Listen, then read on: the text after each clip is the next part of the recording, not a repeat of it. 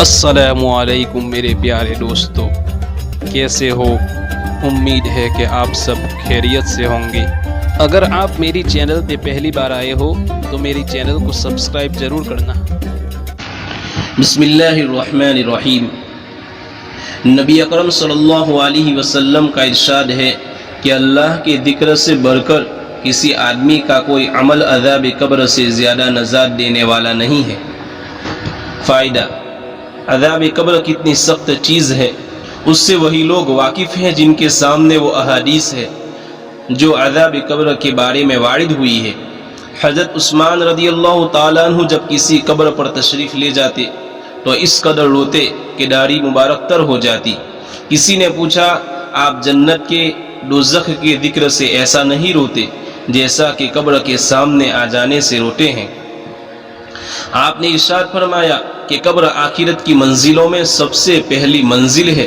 جو شخص اس سے نجات پالے، بعد کی سب منزلیں اس پر آسان ہو جاتی ہیں، اور جو اس سے نجات نہ پائے، بعد کی منزلیں دشوار ہی ہوتی جاتی ہیں۔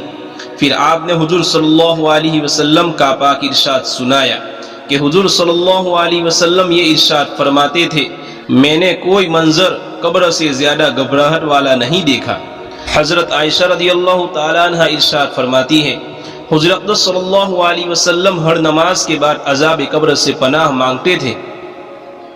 حضرت زید رضی اللہ تعالیٰ عنہ ارشاد فرماتے ہیں، حضور صلی اللہ علیہ وسلم نے ارشاد فرمایا کہ مجھے یہ اندیشہ ہے کہ تم ڈر اور خوف کی وجہ سے مردوں کو دفن کرنا چھوڑ دو گے، ورنہ میں اس کی دعا کرتا کہ اللہ جل شانہ تمہیں بھی عذاب قبر سنا دے۔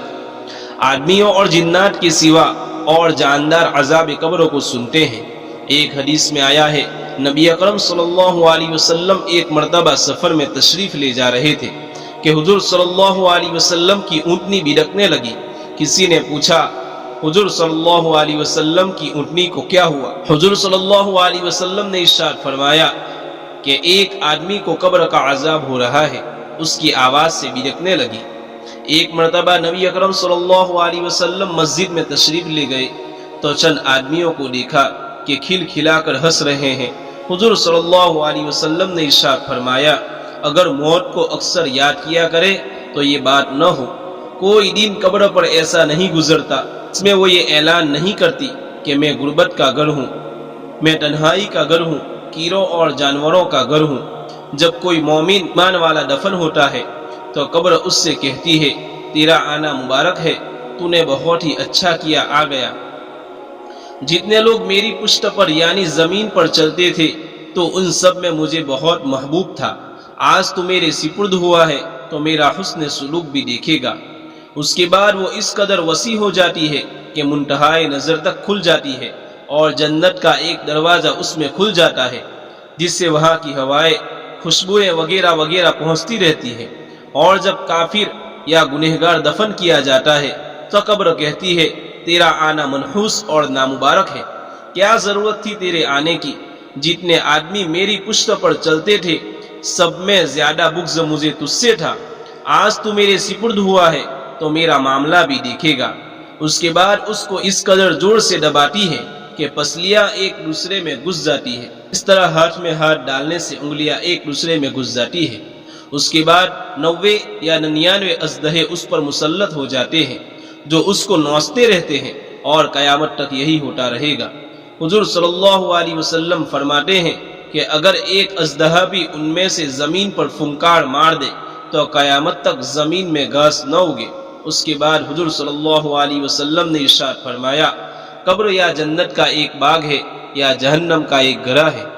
ایک حدیث میں آیا ہے کہ نبی اکرم صلی اللہ علیہ وسلم کا دو قبروں پر گزر ہوا، ارشاد فرمایا، ان دونوں کو عذاب ہو رہا ہے، ایک کو چغل خوری کے جرم میں، دوسرے کو پیشاب کی احتیاط نہ کرنے میں کہ بدن کو اس سے بچاتا نہ تھا۔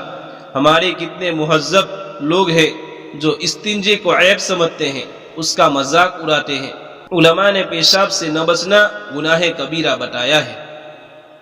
ابن حجر مکی رحمۃ اللہ علیہ نے لکھا ہے، صحیح روایت میں آیا ہے کہ اکثر عذاب قبر پیشاب کی وجہ سے ہوتا ہے۔ ایک حدیث میں آیا ہے، قبر میں سب سے پہلے مطالبہ پیشاب کا ہوتا ہے۔ بالجملہ عذاب قبر نہایت سخت چیز ہے، اور جیسا کہ اس کے ہونے میں بعض گناہوں کو خاص دخل ہے، اسی طرح اس سے بچنے میں بھی بعض عبادات کو خصوصی شرافت حاصل ہوتی ہے۔ چنانچہ متعدد احادیث میں وارد ہے کہ سورہ تبارک الذی کا ہر رات کو پڑھتے رہنا عذاب قبر سے نجات کا سبب ہے، اور عذاب جہنم سے بھی حفاظت کا سبب ہے، اور اللہ کے ذکر کے بارے میں تو حدیث بالا ہے ہی۔ اللہ تعالیٰ کہیں سنی بات پر عمل کرنے کی توفیق نصیب فرماوے۔